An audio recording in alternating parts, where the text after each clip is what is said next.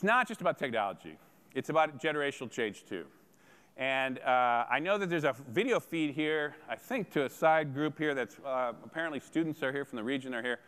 And I hope they're listening here, because this millennial generation, think of this as all the young people from about age 30, in their 20s and teens. This generation, the millennial generation, is really going to be one of the most amazing generations of American history, potentially, I will predict. And not just me. And one of the things you got to know about this generation, it is the biggest generation in American history. Everyone thinks, well, that's the boomers. Oh, wait, let's not get there yet. This is, by the way, a demographic thing they call the population pyramid. And it used to be that you'd have old people at the top, young people at the bottom, men on one side, women on the other side. And it used to be a totally perfect pyramid because people would get born and they'd die off in a nice, orderly way, and essentially there'd be one wise woman at the top. And that was until the boomers came along and said, we're not going. And so they're screwing up the pyramid. I'm actually a late boomer, so I can actually say that.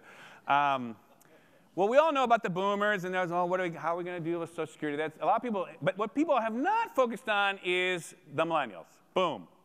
That generation is bigger than the boomers. They are essentially the children of the boomers and immigrants. And the biggest generation in American history. And they are, by 2015, they will all be adults. They will be driving the workforce. They will be driving the consumptionist economy. They will be the guts of the American economy. And they are going to be a force to be reckoned with. Now, you think, well, I was a young guy. I know what that was about, or a young woman. I get what that is. Not true. Every generation is very different, very different. They have a personality. It's very different, comes of age, when, what was going on in the world, what they think and how they feel. This is a good example of this. This is essentially a Time magazine cover back when Generation X, which is the generation between the boomers and millennials. Generation X was, this is in the 80s. They were kind of a much more individualistic generation. They're very entrepreneurial. They did a lot of great things. But look at it. They wore a lot of black. They didn't look at each other. And there's probably a lot of you in there, so I'm not. But this is the millennials. The millennials, on the other hand, and anyone who has kids in this age, they're just hugging, and they're all over each other, boys, girls. You can't do anything without 20 of them. And anyhow, totally different personality. So anyhow, when you think about that, seriously, there's a bunch of ways to think about this generation, and I do a whole talk on this thing, but I'll give you just 5 things to think about. One is it's the most diverse generation in American history. 40% of them are from different races. They do not see the difference in races. They don't see the difference. They really don't.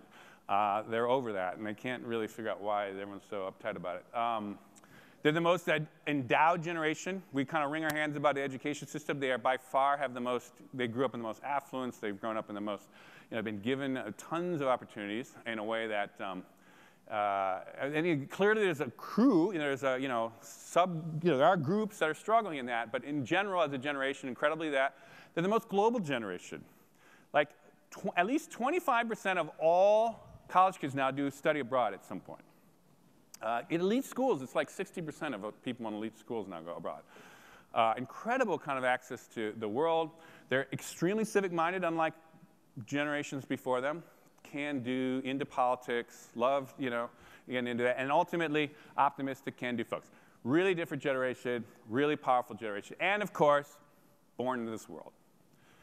This is the crew that they don't even get. Like, what was a dial-up telephone? Don't even know. Anyhow, it makes it. This is where they're coming of age. Now, not just Americans, and this just to give you a little sense of what's happening all over the world. This is happening all over the world. And here's a little fact. You want to understand what's going on in the Middle East? Look at this next slide. This is the millennial. Actually, this isn't just the millennials. This is everyone under age 30 in these countries. Well, let's think. In the United States, 41% of our population is under 30 right now. Basically, the millennials, and then the little kids that we haven't figured out what to call them yet. Because you don't really understand what a generation is until they kind of come of age. So, wow, Tunisia had that big revolution, right? Wow, they had 51%. Interesting. Well, there's a lot that's happening all over the Middle East. Interesting. Libya, that's a problem place. Boom. Wow, 61% under 30.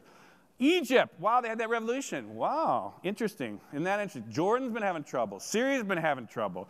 Iraq's having trouble. And Yemen, Yemen's a big place, right? Yeah, 75%. 3/4 of the country's under 30. Tools and demographics. Apply it to the world, you can see the world in real change.